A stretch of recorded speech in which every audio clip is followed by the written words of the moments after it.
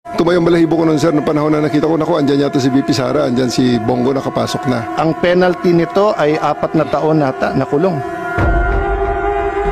Who gave you the order? I take my orders from the Chief of the Philippine National Police. So, Chief PNP.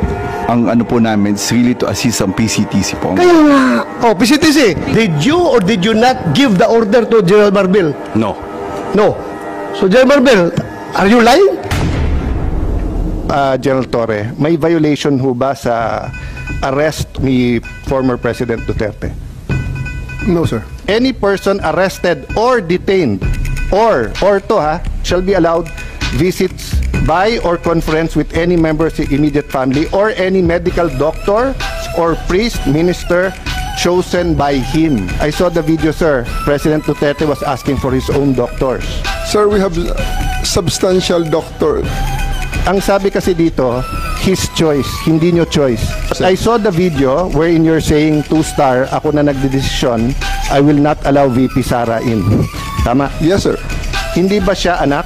Nung nakita ko tong batas na to, nakalagay, pag anak, you cannot stop them. Ang penalty nito ay 4 na taon nata na kulong. Bawal na pigilan yung anak na bumisita. So, it's your call to violate the law. Yung doctors ho ba ni President Duterte certified him fit to travel? It's not part of the procedure for his private doctors for that to do that, sir. It will be the government doctors who will be No, taking that's not that, sir. true, sir. Ang nakalagay ho dito sa batas, it can be his doctors.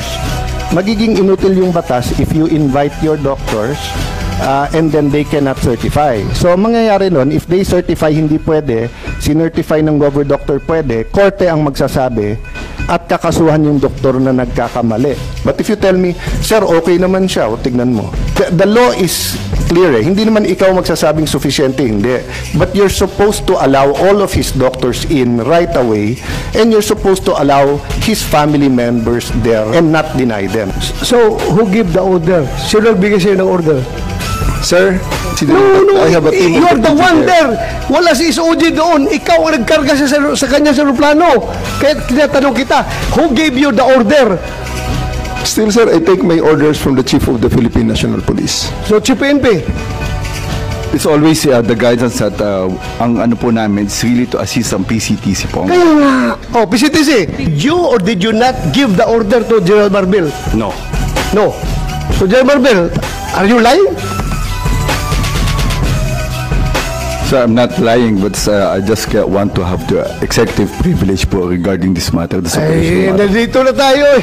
Executive privilege ka dyan. Bakit naging executive privilege? Kanina sinabi mo, PCTC ang nagbigay ng order. Ngayon, mag-executive privilege ka. Sino-sino na tinuro mo? That's why we didn't want to attend the last hearing because this is what we were expecting, ma'am. We didn't want to be bullied. We are not bullying you, sir. Ha? We want the truth. Secretary Remulla, I recall that General Torre, nagbigay siya ng interview na sinabi niya, bigyan lang ako ng eroplano. Ako nang bahala dyan. Arrest him and bring him to the Hague. Yun na. Simple as that.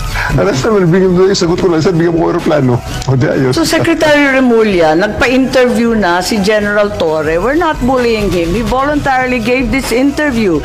Sinabi niya na siya talaga. Paano ba yun? Sino nag-utos sa kanya? I gave them the advice. That, So kayo number ang one, nag-utos? serve the warrant of arrest. And number two, surrender him to the Hague. That's what the law provides. So, sir, you're the one giving the orders.